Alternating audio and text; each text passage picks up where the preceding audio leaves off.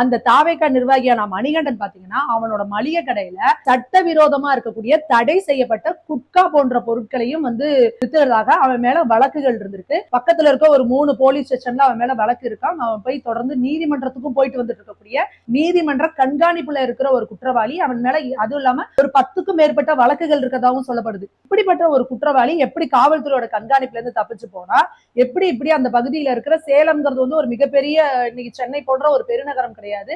அங்க அந்த மாதிரி இடங்கள்ல 50க்கும் மேற்பட்ட ஏழை பெண்கள், அந்த இதுல விக்டிமா இருக்க பெண்கள் அனைத்து பேருமே வந்து ரொம்ப ரொம்ப பாவம், வயிற்று சாப்பாட்டுக்கே கஷ்டப்படக்கூடிய ஏழை பெண்களை டார்கெட் பண்ணி, ஏன்னா அவங்கதான் வெளியில போய் சொல்ல மாட்டாங்க அப்படின்றதுக்காக ஏழை பெண்களை டார்கெட் பண்ணி இது போன்ற தன்னோட பாலியல் இச்சைக்கு ஈடுபடுத்திக்கிட்டு அவங்கள வீடியோவும் எடுத்து மிரட்டிட்டு இருக்காங்கன்னா எவ்வளவு பெரிய அநியாயம், எவ்வளவு பெரிய அயோக்கியத்தனம், அந்த பெண்களுக்கு எவ்வளவு பெரிய மன உளைச்சலை கொடுத்துட்டு இருக்காங்க அப்படின்னா இதை நம்ம என்ன சொல்ல முடியும்? முதல்வர் அவர்கள் என்ன சொன்னாரு? பெண்கள் பாதுகாப்புல நான் 1% கூட காம்ப்ரமைஸ் பண்ணிக்க மாட்டேன்னு சொன்னாரு.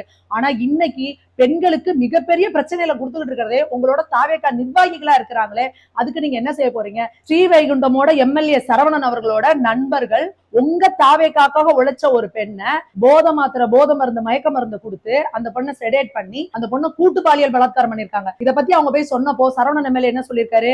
இல்லம்மா அதெல்லாம் நீ வெளியில எல்லாம் சொல்லாத, அட்ஜஸ்ட் பண்ணிக்கோ, நான் அமைச்சர்கிட்ட சொல்லி உனக்கு எதனா வேலை வாங்கி தரேன் அப்படின்னு சொல்லி பூசி மொழிகி இருக்கிறாங்க. அடுத்து இந்த மாதிரி ஒரு நிகழ்ச்சி. இதுக்கு அடுத்ததா இப்ப நம்ம சென்னையில ஒரு சம்பவம் நடந்திருக்கு. சென்னை ஆலந்தூர் பகுதியில கணவனை இழந்து தனியா வசிச்சுட்டு இருக்க ஒரு பெண்ணுக்கு வீடு பூந்து தாவேகா நிர்வாகி வேம்புலி அப்படிங்கிறவரு வீடு பூந்து அந்த பெண்ணுக்கு வந்து பாலியல் தொல்லை கொடுத்திருக்கிறாரு. இப்படி இது பெண்களுக்கான பாதுகாப்பு அப்படிங்கறதே தமிழகத்துல ஒரு மிகப்பெரிய கேள்விக்குரிய நோக்கி போயிட்டு இருக்கு. முதல்வர் அவர்கள், காவல்துறையை கையில வச்சிருக்க முதல்வர் அவர்கள் இதுக்கு என்ன நடவடிக்கை எடுக்க போறாரு? இதுக்கு எப்படி வந்து ஸ்ட்ரிக்ட் ஆக்ஷன் எடுக்க போறாரு? இல்ல இதுக்கும் 6 மாசம் டைம் கொடுங்கன்னு அவகாசம் கேட்க போறாரா?